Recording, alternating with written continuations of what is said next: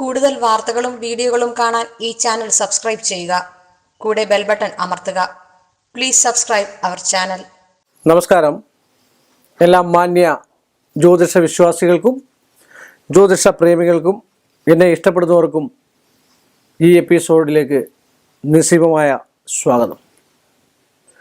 മറ്റൊരു കമൻറ്റ് വന്നിരിക്കുന്നത് എന്താണെന്ന് ചോദിച്ചാൽ, തെക്ക് ഭാഗത്തെ പുളി വെട്ടാമോ? പാടില്ല.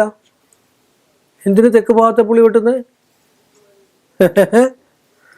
തെക്ക് ഭാഗത്തെ പുളി ഏറ്റവും ഉത്തമമായിട്ടുള്ള സാധനമാണ് വാളൻ പുളി. ഞങ്ങളുടെ നാട്ടിലൊക്കെ എങ്ങനെയാണ് പറയുന്നത്? ഈ തോട്ടുപുളി എന്ന് പറഞ്ഞാൽ ഇങ്ങനെ തൂങ്ങി കിടക്കുന്ന വേറൊരു സാധനമാണ്. വാളംപുളി എന്ന് പറഞ്ഞാൽ ഇങ്ങനെ കിടക്കുന്ന സാധനമാണ്.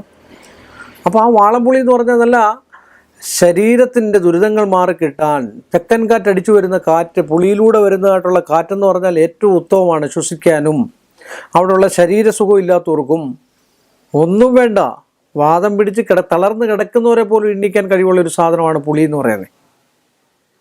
പുളി തെക്ക് ഭാഗത്ത് തന്നെ നട്ടു വളർത്താം എന്നും പറയുന്നുണ്ട്.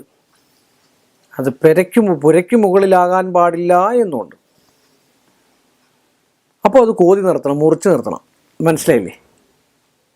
അപ്പം തെക്ക് ഭാഗത്ത് നല്ല ഘനമുള്ള നല്ല കാതലുള്ള പുളിയുണ്ടെങ്കിൽ ആ വീട്ടിൽ ഒരു രോഗങ്ങളും എടുക്കത്തില്ല, ഒരു പകർച്ചവ്യാധി എടുക്കത്തില്ല. പഴയ കാലത്തൊക്കെ ഇത് ചെയ്തിരിക്കുന്നത് മനുഷ്യൻ്റെ നന്മയ്ക്ക് വേണ്ടിയാണ് ആചാര്യന്മാർ പറഞ്ഞിരിക്കുന്നത്. ഒരു കാരണവശാലും തെക്ക് ഭാഗത്തെ പുളി വെട്ടിമാറ്റാൻ പാടില്ല. അതുപോലെ ദേവവൃക്ഷങ്ങൾ വെട്ടിമാറ്റാൻ പാടില്ല. അതിന് അർഹിക്കപ്പെട്ട ആൾക്കാരുണ്ട്, അതിന് അവകാശമുള്ളവരുണ്ട്. ഓരോ ക്ഷേത്രങ്ങൾക്കും ഓരോ അവകാശമുണ്ട്. ഇപ്പോൾ ഒരു കോലം തുള്ളലിന് അവകാശമുള്ളവരുണ്ട്. ഇപ്പോൾ അവരാരും ഇല്ല, എല്ലാവരും എടുത്തു മാറ്റിയിരിക്കുക. ഒറ്റ ഭരണം, ഒറ്റ കാര്യങ്ങളൊക്കെയാണിപ്പോൾ, അല്ലേ? അവകാശികളാരും ഇപ്പോൾ ഇല്ല ക്ഷേത്രത്തിൽ. അതുകൊണ്ട് പഴയ കാലത്തെ ചരിത്ര വിശേഷങ്ങളൊന്നും ചില ആൾക്കാർക്കൊന്നും അറിയത്തില്ല.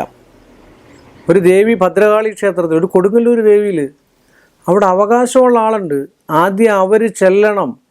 അവർ ചെന്ന് അവരുടെ പൂജ കഴിച്ചതിന് ശേഷമേ ഉള്ളൂ ഒരു ബ്രാഹ്മണ പൂജ പോലും ഇവിടെ നടക്കുന്നതെന്നാണ് പറയപ്പെടുക. അങ്ങനെയുള്ള അവകാശമുള്ള അവരിൽ കൂടെ വരുന്നതായിട്ടുള്ള ആ ഭദ്രയ്ക്ക് ഏറ്റവും ഇഷ്ടം അവരെയാണ്, അവകാശികളെയാണ്.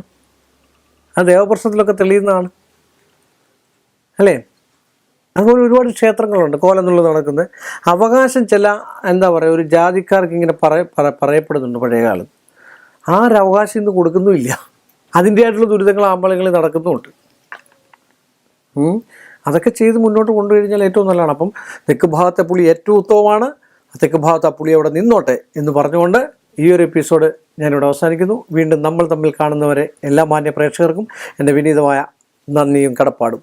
കൂടുതൽ വാർത്തകളും വീഡിയോകളും കാണാൻ ഈ ചാനൽ സബ്സ്ക്രൈബ് ചെയ്യുക. കൂടെ ബെൽ ബട്ടൺ അമർത്തുക. Please subscribe our channel.